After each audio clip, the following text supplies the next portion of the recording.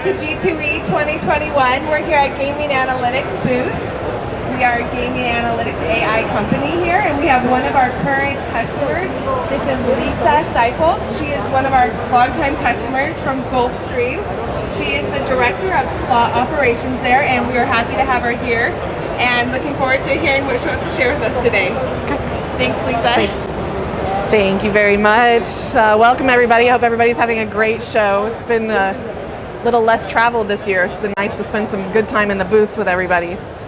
But I just came by today to help Kieran out. It's been a long-time partnership with him, one of his first customers, and share how I've been able to really use the product to enhance our slot floor and make it just a more efficient, more profitable operation. So just worked very closely with Kieran to kind of streamline the product to what I want to use and what I want to see, and hopefully that benefits a lot of their future customers as well. So I guess from the basics, he's done an awesome job of building reports that I can use daily, monthly, weekly, just on the fly, do a lot of ad hoc reporting to be able to see what my slot floor is doing at any given moment in time. Am I on target for budget? Is that last move I did worth it? Do I need to go back? Do I need to try something else? You know, what games are doing well? What games are my players playing? That's been a really hard thing to do with like out of the box systems. So I look at several reports on a pretty solid basis, you know, daily reports.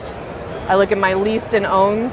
Are my leases performing how I need them to? Is it worth the money that I'm paying for them? Do I need to get more of a certain kind or give some back? But the biggest thing, and I know Kieran wanted me to really dwell on this, the biggest improvement that I've seen in my floor is that I'm not having to do as many moves, as many projects, that I'm able to really streamline that part of my floor operation so that I can put my team to better use serving our customers, because without them I don't have a floor. So I've been able to cut our project timelines by about 30% over a yearly basis so that my tech team has time to really focus on preventive maintenance, on helping the customers that are on the floor, answering questions about games, really helping the other floor staff, the other operations staff understand what's on our floor. So that's been our biggest probably cost savings on the slot side. Our property does use the marketing module as well. That's a whole different story.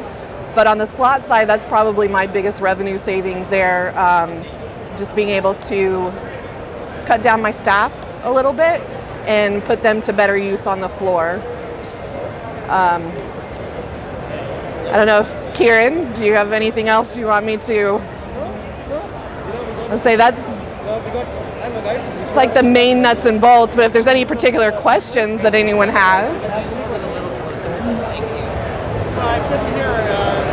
Oh, I'm sorry. I'm not used to a mic. Have you integrated hotel and F&B data with your slots and player data? Yeah. So a great question. I am a very small property. I actually don't have a hotel. And our F&B is kind of on a different system. We have not integrated that as yet, but that's definitely something that we'll look to in the future, should our property grow anymore.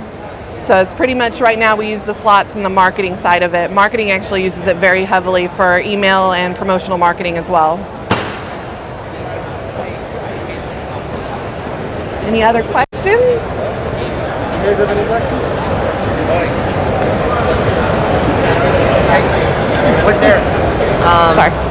Was there anything that wasn't obvious, like unintuitive, that you found out through this that you wouldn't have done otherwise? Like a machine move or?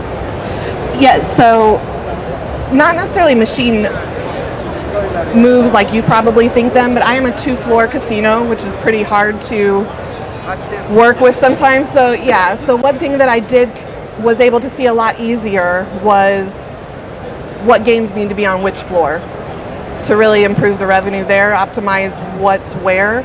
So, most properties with one floor, it's kind of pretty obvious if you have a zone that's not doing so well, what you need to move there to boost it up.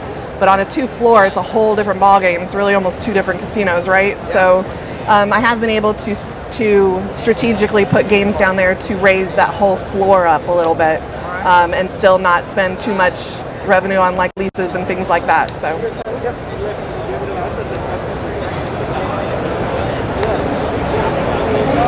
Are you Hi. you have any of your racing with the player card and things like that? Is your racing still getting the player's card just like a regular? And then have you been able to get the distinction or whatever kind of crossover you're getting? So our racing, we have not integrated the card system yet. We actually just switched over our slot accounting system last year. So there's been a lot of changes recently. But we look forward to integrating those. It just hasn't happened yet. And when we'll be able to see, one reason that we're pushing that is to be able to see what our true crossover is from the racing side to the slot floor, whether it's ETG play, which we think we know what it is, but that just to be able to really tell and know for sure that that's what's happening. So in the future, absolutely that's the direction we're going. We're not quite there yet though.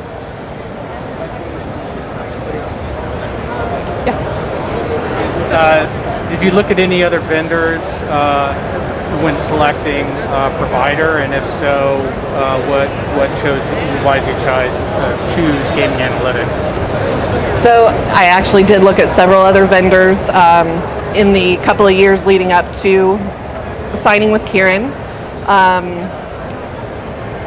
So many demos. So the thing that truly sold me on going with Kieran was I had an issue that I was not able to get solid reporting on with just the floor breakdown and some of the floor optimization reports that I was looking for. And the system that we were using at the time just really didn't have that. It was all Tableau based and it just didn't really work for our operation. So I actually met Kieran the first year he was at G2E, just kind of running around with a laptop showing his prototype stuff. And I'll be perfectly honest, and he knows this, I wasn't really impressed. It was baby mode, right? So the next time I was here, my GM actually kind of drugged me back to his booth, and I was very skeptical. I was like, I've already looked at his stuff, but he had grown really, and I sat down with him for maybe 3 minutes and told him exactly what I was looking for in this report, and he literally built it right in front of me and emailed it to me right there to show what was on it, what it told me, how to read it. I was still a tiny bit skeptical just because of the programming language that had to be used to pull those queries, because that's not really my background. But the learning curve on that was super quick, and they've really progressed in that field for natural language to be able to be used just like you're typing a question into Google, So it's come leaps and bounds from where I signed up with them too. It's been a pleasure working with them to kind of build that up. So, are you the primary user, or are there other users within your organization that also use the product? I am the primary user on the slot side. I am in the process of training up a new manager on staff to use the product as well. Our whole marketing team uses it though for various purposes, and they use it a lot more than I do, I'll be perfectly honest. So I'm sure if anybody's been on LinkedIn seen Gregory DeVincent's interview, he goes over a lot of the things that he's been able to use it for on the marketing side. So our hosts are a big user of it, a lot of player development, a lot of email marketing, promotional core free play offer, analysis, and things like that. You said you were able to move some play upstairs. Did you just move it upstairs, or is it additional play, like net play? So actually, it's funny because my second floor is my prime floor. That's total opposite of everywhere else. Yeah. But the target was to draw more play downstairs, because it's more of the racetrack clientele that's on the first floor at our property. So we really wanted to build on that crossover play that we thought was there already. And from what we were able to see, it was a lot of table games play, which we have all electronic table games. And I took, like, one of the moves was I took the blackjack totally off the second floor and put it on the first floor, and they all play down there. And I actually was able to get more play in there for it because that's where the players were. They weren't going to come upstairs to play. So little things like that probably boosted that ETG play about 15%. So they're not great holding games, but I'll take any revenue where I can, right? So yeah. Hey, thanks again, Lisa. We were so grateful that you came over and shared questions and your insights with everyone.